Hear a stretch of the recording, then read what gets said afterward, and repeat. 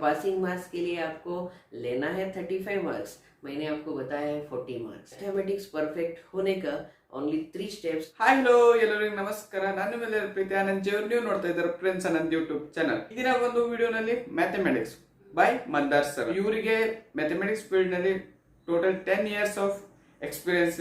And ಇಂದಿನ ಒಂದು ವಿಡಿಯೋನಲ್ಲಿ ನಿಮಗೆ part D and part T and PDF ಕೂಡ ಕೊಟ್ಟಿದೆ. ವೇಟ್ ಆ PDF ಗೆ ನೀವು ಈ ವಿಡಿಯೋ ನೋಡಿದ್ರೆ ನಿಮ್ಗೆ ತುಂಬಾನೇ ಹೆಲ್ಪ್ಫುಲ್ ಆಗುತ್ತೆ. ನಾನು ನಿಮ್ಗೆ ಗ್ಯಾರಂಟಿ ಕೊಡ್ತೀನಿ, ಸರ್ ಹೇಳಿರುವಂತ ಫಾರ್ಮ್ಯಾಟ್ ನಲ್ಲಿ ನೀವು ಹೋದ್ರೆ ಯು ವಿಲ್ ಸ್ಕೋರ್ 40 ಮಾರ್ಕ್ಸ್. ಆದರೆ ಡೂ ಆ್ಯಂಡ್ ಡೋಂಟ್ಸ್ ಏನಿದೆ ಅಲ್ಲ ಕೊನೆಯದಾಗಿ, ಅದು ತುಂಬಾ ಸ್ಪೆಷಲ್ ಇದೆ.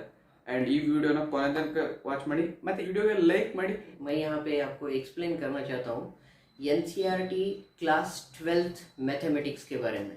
यहाँ पे आपको मैं एक सिंपल प्लान बताने जा रहा हूँ, और वो सिंपल प्लान ऐसे तरह है कि आपको फर्स्ट रेफरेंस लेना है only NCERT text book. I am repeating, only NCERT text book से ही आपके पास क्वेश्चंस आए जाएंगे और एग्जामिनेशन में वही क्वेश्चंस आपको पूछे जाएंगे।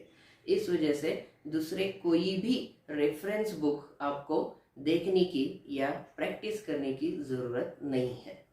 सबसे इजी जो पासिंग फर्स्ट स्टेप है, इस वजह से आपको ज़्यादा फोकसिंग करना है पार्ट डी के लिए। और पार्ट डी में आपको पूछे जाएंगे 10 क्वेश्चंस। 10 प्रश्नों के उत्तर आपको क्वेश्चंस के महीने में आपको आंसर करने हैं, और वो 6 क्वेश्चंस फिक्स होंगे। ऐसे ही क्वेश्चंस मैं आपको बताता हूँ। अब फर्स्ट क्वेश्चन एज पर NCERT text book Karnataka board pattern के हिसाब से question number 39 in part D question पूछा जाएगा रिलेशन एंड फंक्शंस चैप्टर से। अब यहाँ पे मैंने आपको पहले ही बता चुका हूँ कि रेड्यूस्ड सिलेबस है, और वो रेड्यूस्ड सिलेबस में भी कुछ क्वेश्चंस ऐसे सिलेक्ट किए जाएंगे कि वो कंपल्सरीली आपको पूछे जाएंगे। अब रिलेशन और फंक्शन में से फर्स्ट क्वेश्चंस आपको करना है how to prove one one function and onto function. मैं रिलेशन को बाद में आऊँगा, फर्स्ट मैं फंक्शन के बारे में बताना चाहता हूँ। उसका रीज़न है फंक्शन में ये बार inverse of a function reduced syllabus पे डिलीट हो चुका है। इस वजह से फंक्शंस में आपको मैक्सिमम क्वेश्चंस मिलेंगे 6, और 6 क्वेश्चन में से एक क्वेश्चन आपको कंपलसरी रहेगा। फॉर एग्जांपल मैं आपको बताता हूँ, f of x is equals to x minus 2 divided by x minus 3. Here we have to prove its surjectivity and injectivity. Now surjectivity and injectivity are nothing but onto and one function respectively. तो one function and onto function ये format में worked example and exercise को मिला के 6 question दिए गए हैं, और आउट ऑफ 6 क्वेश्चन 1 मैंडेटरी है जो एग्जाम में पूछना है।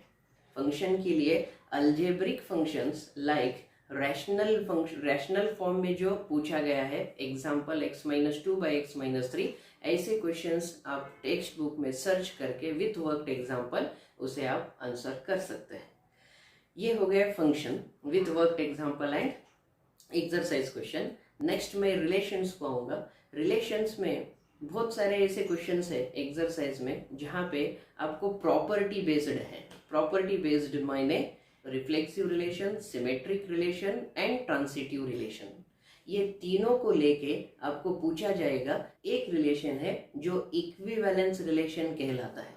वेरी फर्स्ट एक्सरसाइज में आपको टोटल 19 क्वेश्चंस रहेंगे। वो 19 क्वेश्चंस में से फ्यू क्वेश्चंस ऐसे हैं जो अल्जेब्रिक फंक्शन को डिफाइन करते हैं, like 3x minus y is equals to 0 with one relation we have to be make it for as per as it is defined on natural number, it is defined on integers।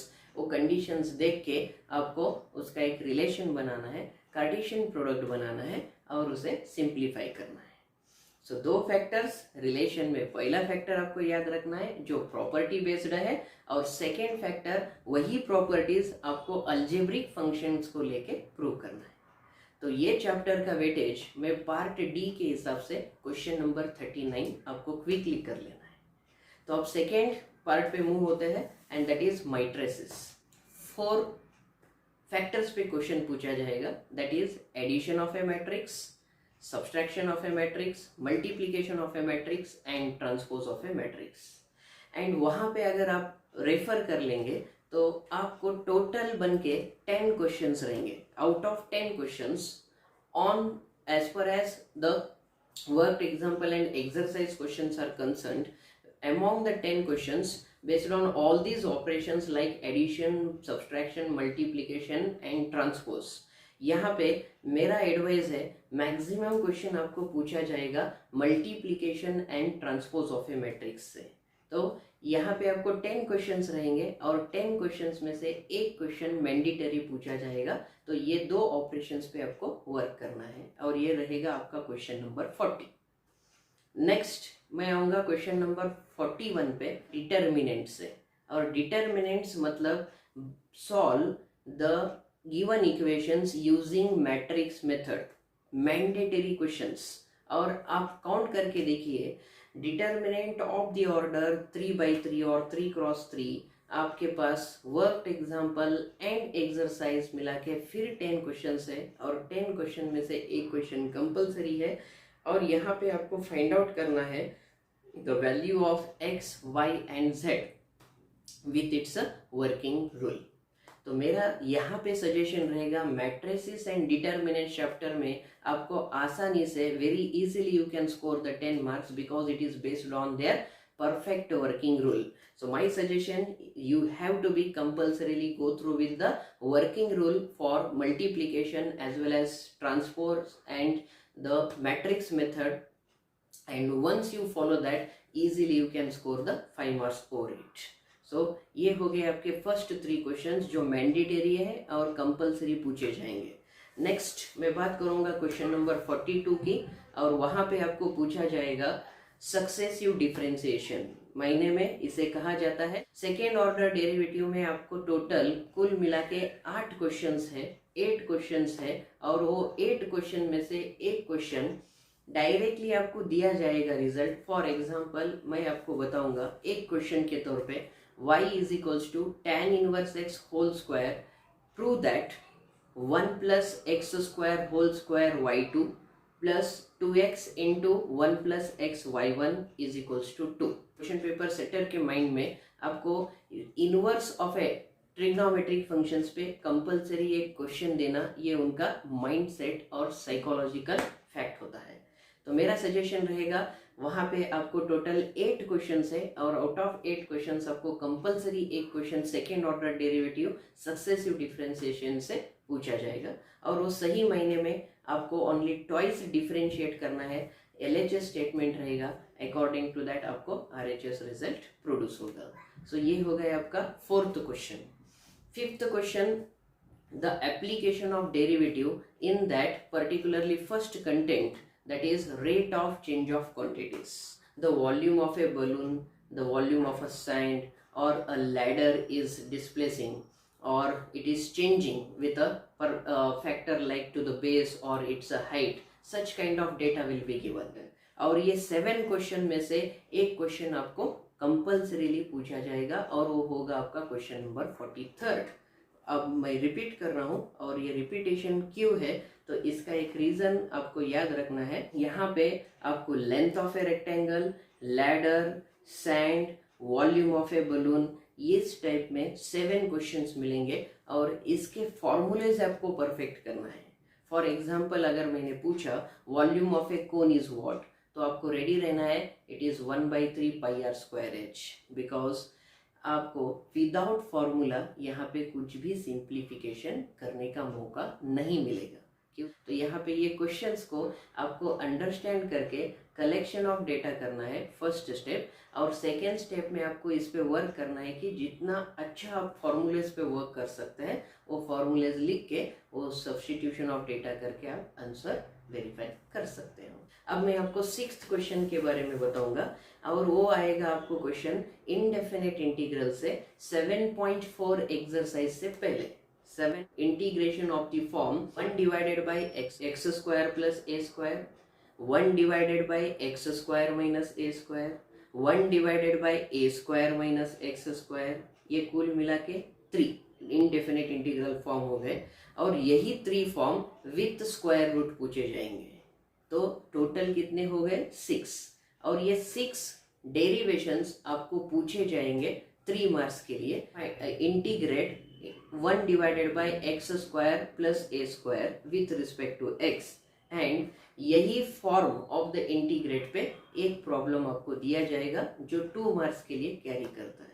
So 3 marks derivation and based on the same form of the integration 2 marks का problem दिया जाएगा, तो it is equal to 5 marks.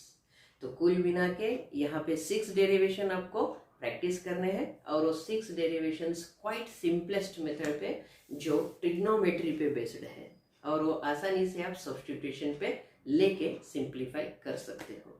तो part D का मैंने बात की है, आपको 10 क्वेश्चंस दिए जाएंगे, और उसमें से फर्स्ट 6 क्वेश्चंस आपको कौन से चैप्टर से इजीली आंसर करना है, ये मेरा सुझाव था कि आपको कंपलसरी रिलेशन एंड फंक्शन को प्रैक्टिस करना है।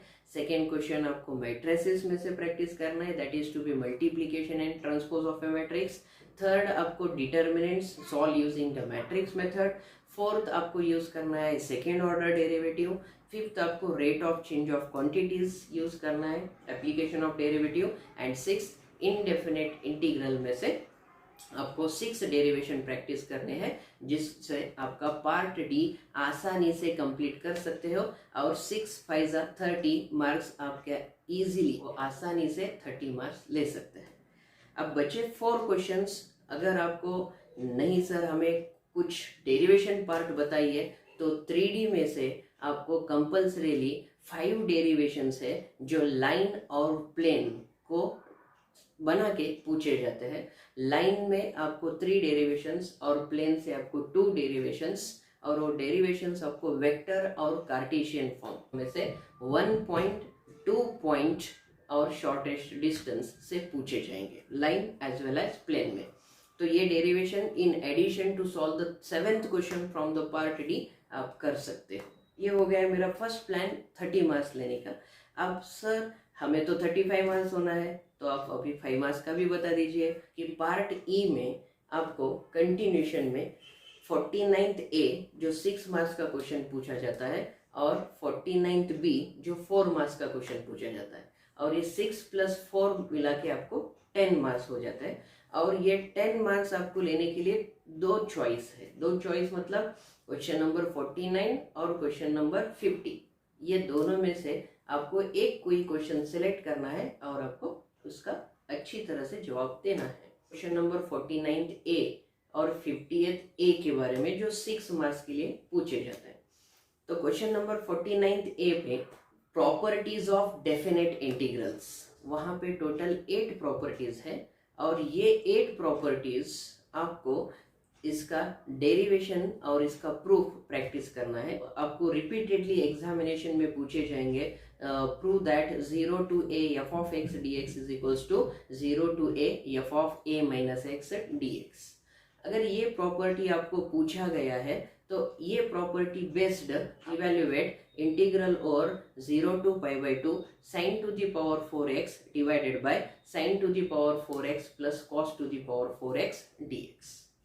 तो मेरा सुझाव रहेगा प्रॉपर्टीज तो फिक्स है, और उसमें से एक क्वेश्चन भी आपको कंपल्सरीली पूछा जाएगा। 49th ए पे फर्स्ट जो आपको वर्क करना है, 8 प्रॉपर्टीज ऑफ डेफिनेट इंटीग्रल्स आपको परफेक्ट करने हैं, और वही प्रॉपर्टीज को कंसर्न्ड एक्सरसाइज 7.11 में आपको कुल मिला के 20 क्वेश्चंस मिलेंगे, और वो 20 क्वेश्चंस में से ही आपको एक क्वेश्चन पूछा जाएगा। तो ये बहुत आसानी से आप यहाँ पे 6 मार्क्स का क्वेश्चंस अटेम्प्ट कर सकते हो। ये 49th ए और 50th ए।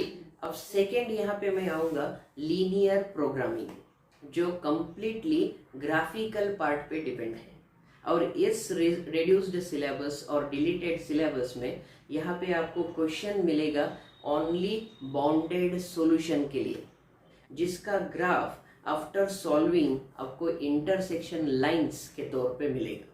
अनबाउंडेड ग्राफ जो इस वक्त आपको रिड्यूस्ड सिलेबस और डिलीटेड पार्ट में नहीं पूछा जाएगा, इस वजह से ये मेरा आपको सुझाव रहेगा। इस पे भी आपको वर्किंग रूल पे वर्क करना है। यहाँ पे हमको कंस्ट्रेंट दिए जाएंगे, 2 कंस्ट्रेंट रहेंगे या 3 कंस्ट्रेंट रहेंगे। वो कंस्ट्रेंट को समझ के वर्किंग रूल आपको प्रैक्टिस करना है। से मैं एक एग्जांपल बता रहा हूँ, x plus 2y is less than और इक्वल्स टू 3। अब first step of working rule आपको बताता है inequality should be converted into equality. x plus 2y is equals to 3। आपको टेबुलर कॉलम लेना है। First put x equals to 0, find the value of y। Put y is equals to 0, find the value of x। अब ये आपने substitute करने के बाद ये इनइक्वालिटी का नेचर भी आपको फाइंड आउट करना है। अब ये नेचर फाइंड करते वक्त आपको x एंड y का वैल्यू 0 0 सब्स्टिट्यूट करके 0 इज लेस देन और इक्वल्स टू 3। अब 0 इज लेस देन और equals to 3, yes of course it satisfies the condition because 0 is of course the less than 3।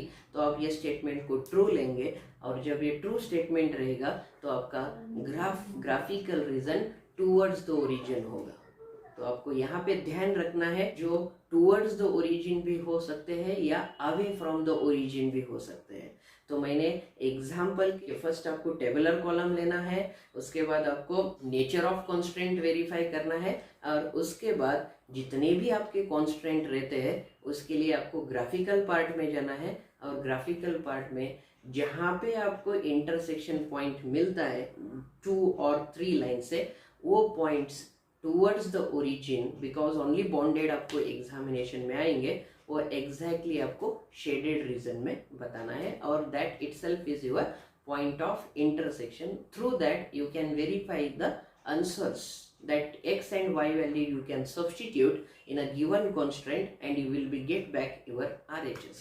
So part E में आपको 49th A और 50th A से 6 marks का question आसानी से आंसर करते हुए 49th B और 50th B इसे भी आपको आसानी से आंसर करना है और इस पे क्वेश्चन पूछे जाएंगे। आपका कैलकुलस का पार्ट है और कंटिन्यूटी में आपको क्वेश्चंस पूछे जाएंगे find the value of k।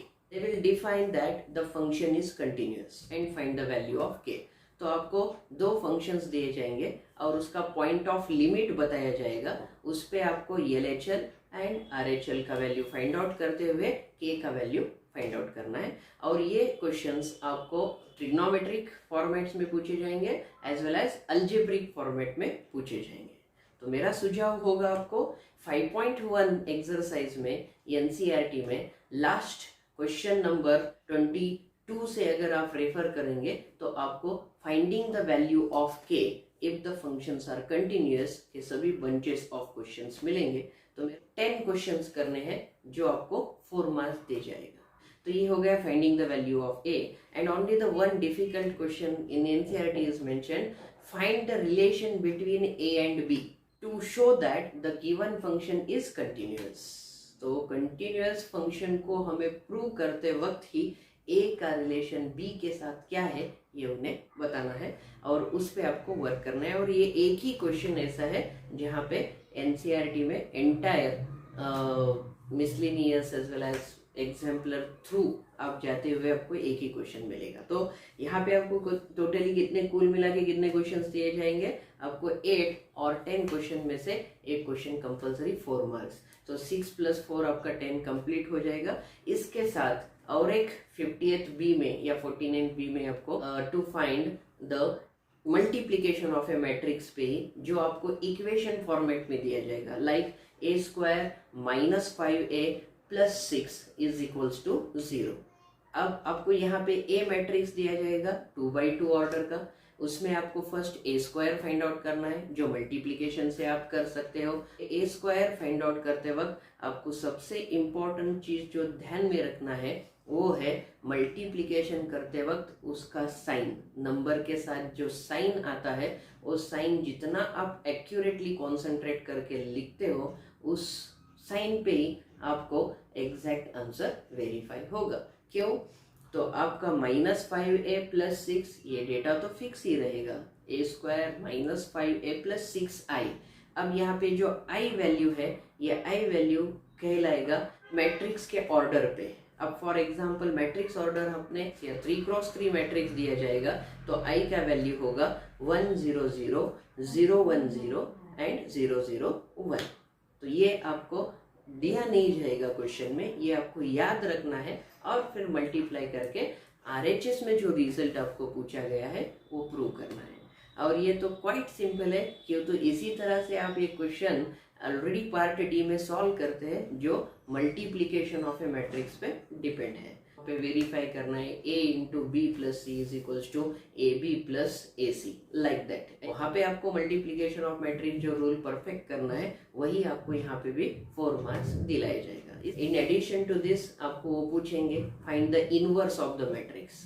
तो ये जो क्वाड्रेटिक इक्वेशन दिया है इस पे आपको मल्टीप्लाई करना है a इनवर्स से, और इसके बाद a inverse is equals to आपको आंसर आ जाएगा। तो ये हो गया आपका पार्ट ई सेक्शन जो आपको 10 मार्क्स दिलाएगा और बहुत आसानी से आप इसे स्कोर कर सकते हो। और पासिंग मार्क्स के लिए आपको लेना है 35 मार्क्स, मैंने आपको बताया है 40 मार्क्स फर्स्ट स्टेप में।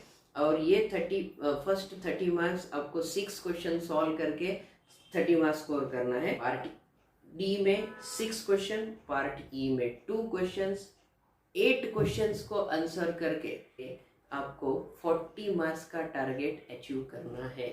और जो एक बहुत ही आसान फैक्टर है 40 मार्क्स के विजन तक पहुंच सकते हैं। आपको कैसे करने हैं ये लिस्ट ऑफ क्वेश्चंस आपको डिस्क्रिप्शन बॉक्स में PDF फॉर्मेट में दिए जाएंगे, को प्रैक्टिस करने हैं। मैथमेटिक्स में एग्जैक्टली करना क्या है, तो मेरा फर्स्ट टास्क आपको जैसे NCERT टेक्स्ट बुक छोड़ के आपको दूसरा कोई रेफर करना नहीं है। और सेकेंड फैक्टर मैथमेटिक्स परफेक्ट होने का ओनली 3 स्टेप्स। फर्स्ट आपको गौर करना है exactly concept oriented working rule पे, क्यों तो हर कंटेंट वर्किंग रूल पे ही डिपेंड होता है।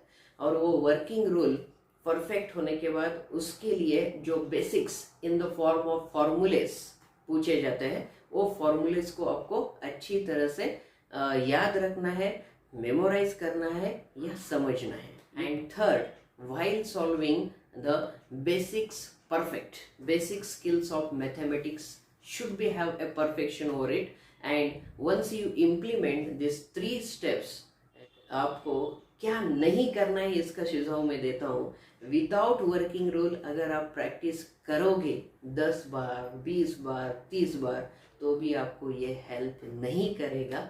उसका एक रीज़न है कि वो जस्ट प्रैक्टिस होगा लेकिन उससे आपका कुछ नॉलेज नहीं बढ़ेगा, और आप नॉलेज नहीं रहा तो आपका मार्क्स को भी स्कोर नहीं कर पाएंगे। You give the first preference to the understanding, perfect understanding over the working rule. Second factor, don't neglect any question, only exercise question पे ही ध्यान देना है, ये गलत बात है। आपको वर्क एग्जाम्पल प्रैक्टिस करना है और फिर एक्सरसाइज क्वेश्चंस आपको सॉल्व करने हैं। नेक्स्ट मैं आपको और एक सुझाव दूंगा, जितने भी डेफिनेशंस हैं वो डेफिनेशंस को बहुत सारे छात्र निग्लेक्ट करते हैं और उस पर लापरवाही आपको नहीं करनी है। उसका रीज़न है जितने आप डेफिनेशंस अच्छी तरह से समझ सकोगे उतना ही आपको कंसेप्ट और वर्किंग रूल आसानी से समझ में आएगा। जहाँ तक मैं देखता हूँ कि डेफिनेशंस बहुत सारे अपने तरीके से समझ के आंसर करते हैं, लेकिन वहाँ पे कुछ स्टैंडर्ड डायमेंशंस और वर्ड्स है जो स्कीम ऑफ इवैल्यूएशन में बहुत बड़ा रोल प्ले करते हैं। वो वर्ड अगर रहेंगे तो ये वो से आपको ಮಾರ್ಕ್ಸ್ दिया जाएगा। ಈ ವಿಡಿಯೋಗೆ ಆದಷ್ಟು ಲೈಕ್ ಮಾಡಿ, ನಿಮ್ಮ ಅನಿಸಿಕೆನ ಕಮೆಂಟ್ ಬಾಕ್ಸ್ ಅಲ್ಲಿ ಕಮೆಂಟ್ ಮಾಡಿ. ಬಾಯ್, ಲವ್ ಯು ಆಲ್.